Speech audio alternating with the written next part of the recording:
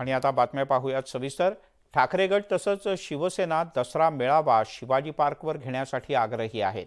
या दोन्ही गटांच्याकडून शिवाजी पार्क मैदान दसरा मेळाव्यासाठी मिळावं याकरता 1 महिना आधीच मुंबई पालिकेच्या विभागीय कार्यालयात पत्र देण्यात आले।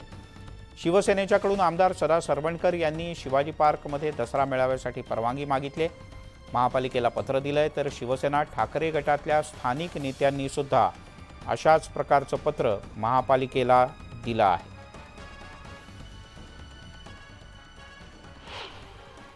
माझ्यासाठी एकच सेना आहे, ती म्हणजे उद्धव ठाकरेंच्या नेतृत्वाची शिवसेना। कारण शिवसेना हा पक्ष आदरणीय वंदनीय बाळासाहेब ठाकरेंनी स्थापन केला होता आणि ते हयात असताना त्यांनी त्यांच्या मुलाला तो पक्ष दिला होता। त्याच्यामुळे अर्थातच माननीय उद्धवजीच त्या शिवसेनेचे अध्यक्ष माझ्यासाठी आहेत आणि कायम राहतील, पहिली गोष्ट। आणि अर्थातच सत्तेचा गैरवापर करणं हे काय गेल्या वर्ष सव्वा वर्षात किंवा केंद्रात आम्ही फार जवळून पाहतो, त्याच्यामुळे माझ्यासाठी या काही नवीन गोष्टी नाही।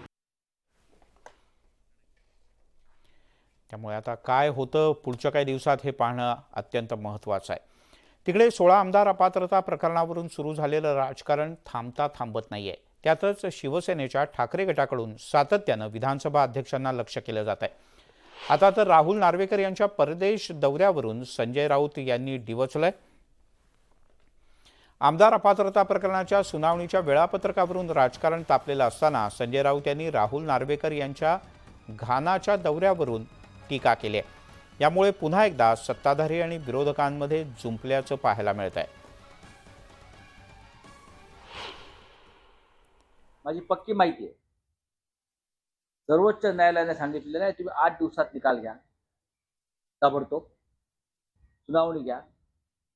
त्यातून पळ काढण्यासाठी महाराष्ट्राच्या विधानसभा अध्यक्षांची वर्णी घानाला जाणाऱ्या डेलिगेशनमध्ये घाईघाईने लावण्यात। मूळ डेलिगेशनमध्ये विधानसभा अध्यक्षांचं नाव नव्हतं, पण इथे त्यांना उशीर करायचा आहे काही कारणानं, म्हणून त्यांना घानाला घेऊन चाललेले आहे। ही आमच्या देशाच्या लोकशाहीची दारुण स्थिती आहे। घरात बसून किंवा भांडूप मातोश्री सामना अशा चक्रा काटण्यापेक्षा घाण्याला जाऊन लोकांमध्ये मिसळणं कधी केव्हाही चांगलं। आपल्या इथलच्या निकालासंदर्भात त्यांना असलेली संभ्रमता, त्यांना असलेला पराभवाचा धसका हा त्यांच्या जिव्हारी लागतोय। म्हणून कोणीही कुठं गेलं की त्यांना ते बोचतंय। लंडनला जाण्यापेक्षा घाण्याला जाणं कधीही चांगलं। तिकडे छगन भुजबळ यांनी शरद पवार यांना ब्लॅकमेल केलं असा गंभीर आरोप केलाय माजी आमदार रमेश कदम यांनी। जेलमधून छगन भुजबळ हे शरद पवार यांना ब्लॅकमेल करायचे असा रमेश कदम यांचा आरोप आहे। त्यांनी एका पत्रकार परिषदेत बोलताना छगन भुजबळ यांच्यावर हा गंभीर आरोप केलाय। भुजबळ जेलमधून शरद पवार यांना ब्लॅकमेल करायचे असं सांगताना जामीन मिळाला ही तर मला वेगळा मार्ग स्वीकारावा लागेल अशा शब्दात भुजबळ शरद पवार यांना सांगायचे असंही रमेश कदम यांनी म्हटलंय। तुरुंगामध्ये असणारे छगन भुजबळ हे रोज आजारी पडायचे आणि अतिशय म्हणजे ते काकुळतीला यायचे आणि ते त्यांना रोजच उपचाराची गरज होती। परंतु आताचे जे छगन भुजबळ आहे ही सो फिट, ते नाराजी बोलून दाखवायचे की जर मला त्या ठिकाणी माझा लवकर जामीन झाला नाही तर मला वेगळा मार्ग स्वीकारावा लागेल अथवा काहीतरी करावं लागेल, अशा पद्धतीची ब्लॅकमेलिंग देखील ते त्यावेळी करताना म्हणजे आम्ही पाहिलेले आहे। रमेश कदम ते किती वर्ष आत होते, जवळजवळ 8 वर्ष आत होते तिथे। त्यांच्याबद्दल तुम्हाला सगळ्यांना माहिती आहे की आतमध्ये असताना सुद्धा त्यांचे वेगवेगळे कारनामे तुम्हाला सगळ्यांना माहिती आहे आणि ब्लॅकमेल करायचा काही प्रश्न येत नाही। साहेबांची तब्येत जेव्हा जेव्हा बरी नसायची त्या टायमाला जे हॉस्पिटल असेल KM हॉस्पिटलमध्ये साहेब जायचे, तिथे सगळीकडे त्यांचे जे काही मेडिकल रिपोर्ट्स वगैरे तिकडे आहेत। आणि म्हणून आता कोणीतरी परत एकदा बाहेर येऊन काहीतरी पब्लिसिटी स्टंट करण्याच्या दृष्टीने कदाचित त्यांनी हे स्टेटमेंट केलं असावं, त्याला आम्ही काही महत्त्व देत नाही। श्री माननीय छगन भुजबळ हे माझ्यापेक्षा वयाने खूप मोठे आहेत. त्याच्यामुळे त्यांच्याबद्दल काही बोलणं हे मला संयुक्तिक वाटत नाही, कारण का माझ्यावर तसे संस्कार झालेले आहेत. Point number 1. आणि पॉईंट नंबर 2, आपण जेव्हा कुणाबरोबर तरी एकत्र काम केलेलं असते अनेक दशकं आणि काही कारणांमुळे आपण वेगळी भूमिका घेतो, त्याच्यामुळे ज्याच्याबरोबर अनेक वर्ष आपण राहिलो त्याच्यावर बोलणं हे माझ्या संस्कृतीत बसत नाही. राष्ट्रवादी काँग्रेसच्या शरद पवार गटाचे नेते आणि आमदार रोहित पवार यांना बारामती ॲग्रो कंपनीच्या संदर्भात प्रदूषण नियंत्रण मंडळाकडून एक नोटीस बजावण्यात आली. सत्ताधाऱ्यांच्याकडून सूडबुद्धीनेही कारवाई करण्यात आल्याचा आरोप रोहित पवार यांनी केला. मात्र आजोबा शरद पवार यांनी या सगळ्या विषयावर भाष्य करायचं पूर्णपणे टाळलं. कारखान्यावरच्या कारवाईवरून राजकारण तापलं, मात्र शरद पवार यांची चुप्पी. सत्ताधाऱ्यांनी आरोप फेटाळले. अजित पवार यांच्यासह राष्ट्रवादीचे काही आमदार शिंदे फडणवीस सरकारमध्ये जुलै महिन्यात सहभागी झाले आणि सत्तेत येऊन सक्रिय झाले. तेव्हापासून आमदार रोहित पवार शिंदे फडणवीस आणि अजित पवार सरकारच्या विरोधात आक्रमक होताना दिसत आहेत. आजोबा शरद पवार यांच्या वतीनं नातू रोहित पवार हे खिंड लढवत आहेत. अशातच आता रोहित पवार यांच्या कंपनीवर राज्य सरकारकडून कारवाई झाल्याचं समोर आलंय. 2 राजकीय नेत्यांच्या सांगण्यावरून मनात कुठला तरी द्वेष ठेवून कंपनीच्या एका विभागावर कारवाई करण्यात आली असा थेट आरोप रोहित पवार यांनी ट्विटरवरून केला आहे. मात्र आजोबा शरद पवार यांनी नातवाच्या कारखान्यावरच्या कारवाईबद्दल पत्रकारांनी प्रश्न विचारल्यावर भरगच्च पत्रकार परिषदेत सुद्धा सोयीस्करपणे भाष्य करायचं टाळलं. त्यामुळे अनेकांच्या भुवया उंचावल्या. काल रोहित पवारांच्या बारामती ॲग्रोच्या कंपनीवरती देखील कारवाई करण्यात आलेली आहे. मी काही तसं उत्तर देऊ इच्छित नाही. तर सूडबुद्धीनेही कारवाई केल्याच्या आरोपाला दुजोरा दिलाय तो संजय राऊत यांनी. रोहित पवार जी जो MLA है, एक अच्छे उद्योगपति है, उद्योजक है, कल रात को 2 बजे उनका प्लांट बंद कर दिया घुसकर अंदर. ये दादागिरी पूरे देश में चल रही है, बदले की भावना चल रही है. CBI हो, ED हो, एनवायरमेंट डिपार्टमेंट हो, इनकम टॅक्स हो, चलने दो, देख लेंगे. काही अनियमितता असतात आणि ते तपासणं काम सरकारचं असतं. सरकारचं काम तपासण्यामध्ये प्रत्येक माणसाला असं वाटतं की माझ्यावर अन्याय झाला, मी विरोधी आहे म्हणून अन्याय झाला. आता मी तुम्हाला फॉर एक्झाम्पल सांगितलं ताईच्याबद्दल, की त्यांच्या कारखान्याच्याबद्दल बी असा निर्णय घेतला, मग ते त्यांनी काय बोलावं मी भाजपचे म्हणून. अशा पद्धतीने शेवटी सरकार ज्यावेळेस काही काम, काही तपासणी, काही व्यवहार, काही व्यवसाय त्याच्याबद्दल कारवाई करणं किंवा त्याला पुढच्या ज्या काही चौकशा करणं, हे काही कारवाई करून अन्याय करणं असं मला वाटत नाही. परंतु सरकारला ज्याच्यामध्ये अनियमितता वाटते त्याला ते पाहण्याचं काम करतात. संजय राऊत आणि रोहित पवार यांचे आरोप खोडून काढत अब्दुल सत्तार आणि संजय शिरसाट यांनी उलटे प्रश्न उपस्थित केले आहेत. मला वाटतं कारवाई झाल्यानंतर रोहित पवारने त्या दोन्ही बड्या नेत्यांची नावं घ्यायला पाहिजे होती. हवेत आरोप करून चालणार नाही.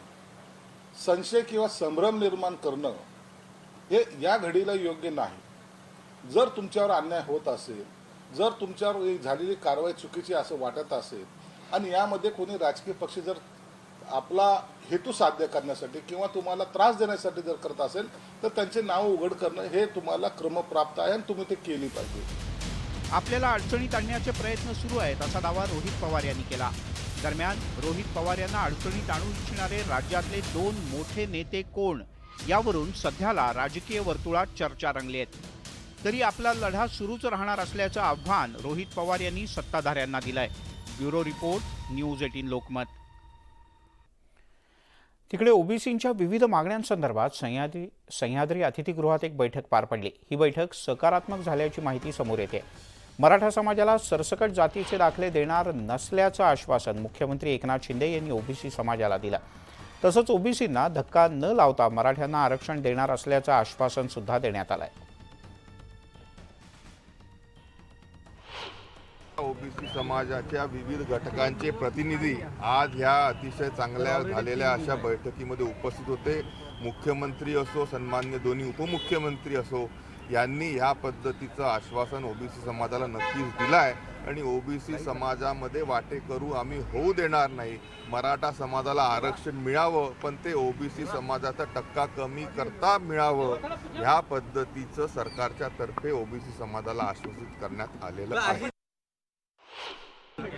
मुख्यमंत्री, उपमुख्यमंत्री आणि सर्व मंत्र्यांनी पॉझिटिव्ह विचार करून मराठा समाजाला कुठल्याही परिस्थितीत गुंडांचे प्रमाणपत्र सरसकट देणार नाही आणि त्यांचा ओबीसी समाजात समावेश करून ओबीसीच्या आरक्षणातून त्यांना आरक्षण देणार नाही असे आम्हाला आश्वासित केले, लिखित देण्याचं कबूल केलं आणि त्यासोबत इतर ज्या मागण्या आमच्या होत्या त्या सर्वच मागण्यांवर त्यांनी पॉझिटिव्ह विचार दर्शविले आणि त्या लवकरात लवकर पूर्ण होतील.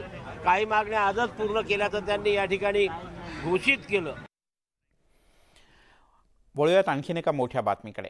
मुंबईतल्या मुलुंडमध्ये मराठी महिलेला घर नाकारल्याच्या घटनेनंतर मनसे अध्यक्ष राज ठाकरे यांनी सज्जड दम दिलाय. तर दुसरीकडे सत्ताधारी आणि विरोधकांनी एकमेकांवर निशाणा साधलाय. तर ज्यांना घर नाकारण्यात आलं त्या तृप्ती देवरुखकर यांनी आता काय भूमिका घेतली पाहूयात.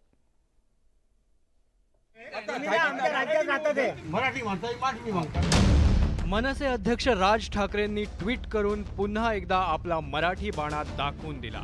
महाराष्ट्र अलाउड नाही तर तुमच्या सोसायटीचा रूल आहे का की महाराष्ट्र अलाउड नाही तर म्हणे हा रूल आहे तर काय करणार तुम्ही? तुला पोलिसला आणायचं आहे आणि तुला कोणाला आणायचं आहे? मुलुंड वेस्टमधील शिवसदन सोसायटीत तृप्ती देवरुखकर यांना महाराष्ट्रीयन नॉट अलाउड अशा शब्दात जागा नाकारण्यात आली होती. त्यामुळे संतापलेल्या राज ठाकरेंनी मुंबईत महाराष्ट्रात जर पुन्हा असं काही घडलं तर गालावर वळ उठतील हे निश्चित अशा शब्दात थेट इशाराच दिलाय. इतकंच नाही तर राज ठाकरेंनी सरकारलाही खडे बोल सुनावलेत. तर दुसरीकडे तृप्ती देवरुखकर यांनी सगळ्या प्रकारानंतर शर्मिला ठाकरेंची भेट घेतली. शर्मिला वहिनींनी वेळ दिली, भेट घेतली ती यासाठी की मलाही त्यांचे आभार मानायचे होते की मनसैनिक सगळ्यात आधी आमच्या मदतीला आले. त्यानंतर सगळे पार्टीज आल्या. नंतर जेव्हा आम्ही पोलीस स्टेशनमध्ये कंप्लेंट केली त्यावेळी सगळ्याच पार्टीज आल्या.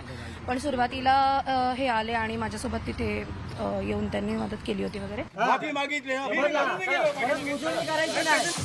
शिवसदन सोसायटीच्या सेक्रेटरी आणि त्यांच्या वडिलांनी महाराष्ट्रीयन सोसायटीत अलाउड नाहीत अशी मराठी माणसाचा अपमान करणारी भाषा वापरली होती. त्यानंतर मनसेनं तृप्ती देवरुखकर यांची मदत केली.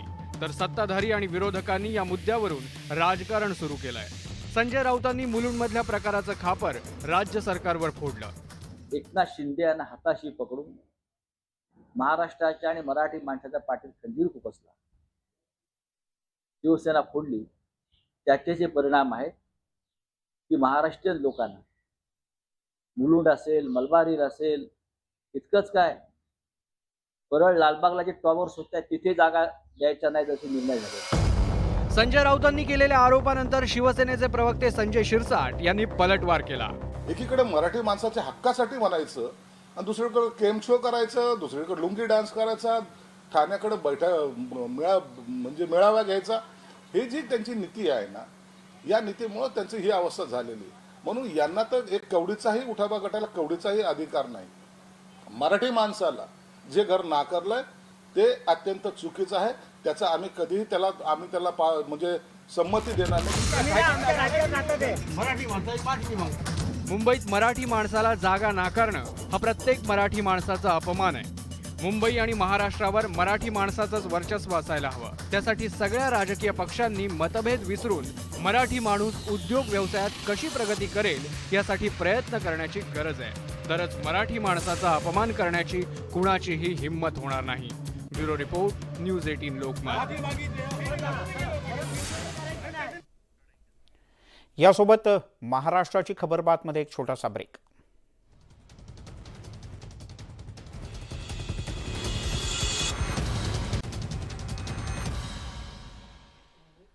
आपण पाहताय महाराष्ट्राची खबरबात. राज्य सरकारनं आता सरळ सेवेतील कंत्राटी भरतीनंतर तहसीलदार पदसुद्धा कंत्राटी पद्धतीनं भरण्याचा निर्णय घेतला. जळगाव जिल्हाधिकारी कार्यालयानं या संदर्भात एक जाहिरात प्रसिद्ध केल्याचं कळतं. नायब तहसीलदार, कारकून ही पदं भरली जाणार आहेत कंत्राटी पद्धतीनं. यावर MPSC विद्यार्थ्यांचा आक्षेप आहे. तहसीलदार पदासाठी जागा जर कंत्राटी पद्धतीनं भरणार असाल तर आम्ही काय करणार असा या विद्यार्थ्यांचा प्रश्न आहे.